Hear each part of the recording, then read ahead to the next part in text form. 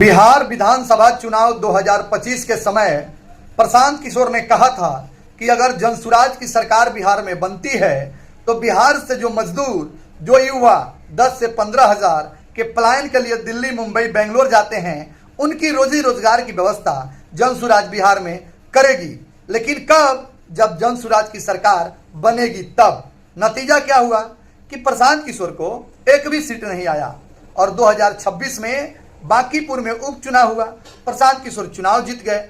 अब जीतने के बाद वो अनाउंस कर दिए हैं कि बांकीपुर में जो भी युवा पढ़ लिख कर बेरोजगार बैठे हैं उनको जनसुराज जो है उन्हें नौकरी दिलाने का काम करती है, प्राइवेट नौकरी। यानी आपको दिल्ली, मुंबई जैसे शहरों में जहां पर प्रशांत किशोर के संपर्क में लोग हैं, जो अपनी कंपनियों को दिल्ली, मुंबई जैसे शहरों में बनाए हैं, वहां पर प्रशांत किशोर उन्हें रोजगार देने की बात कह रहे हैं। अब इस पर जो है गिरिराज सिंह जी कह रहे हैं, जो केंद्रीय मंत्री हैं, कि प्रशांत किशोर तो बोले थे कि हम बिहार में रोजगार देंगे, तो बिहार के बाहर क्यों भेज रहे हैं? खूब ध्यान से सोचिएगा।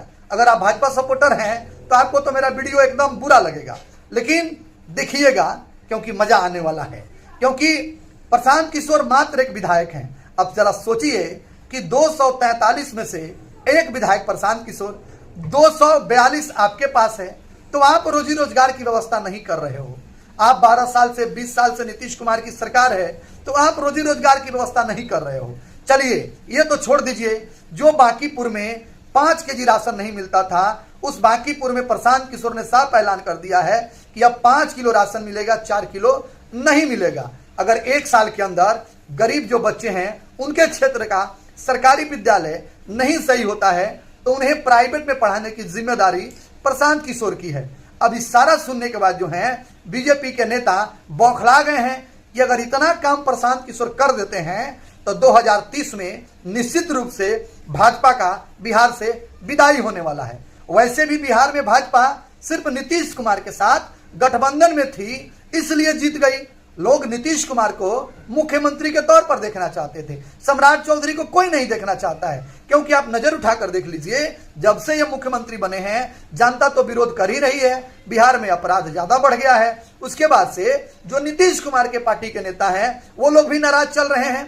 अब इन सारे बातों को खुद एनडीए को सोचना चाहिए कि सरकार हमारी है, सत्ता में हम बैठे हैं, दिल्ली से लेकर पटना तक, और दोष किसको लगा रहे हैं? प्रशांत किशोर को। तो जनता इतनी बेवकूफ नहीं है। जनता समझती है कि भाजपा ने कभी भी शिक्षा, स्वास्थ्य और रोजगार पर चुनाव लड़ा ही नहीं है। भाजपा सिर्फ चुनाव लड़ती है जय श्री राम का नारा बोलकर, हिंदू मुसलमान कर कर, भारत पाकिस्तान करके। और पाकिस्तान को ये लोग क्या बताते हैं? पाकिस्तान भिखमंगा है, पाकिस्तान के पास आटा नहीं है। ऐसे लगता है जैसे हम भारत के लोग हर रोज 2 केजी घी पीते हैं, मलाई खाते हैं। अरे भारत में 80 करोड़ लोग राशन पर जी रहे हैं और हम भिखमंगा पाकिस्तान को कहते हैं। तो गिरिराज सिंह जी, आपको मैं बता दूं कि आप जहां से बेगूसराय से सांसद हैं ना, आप अपने क्षेत्र के लिए क्या किए हैं ये पूरा बिहार जानता है।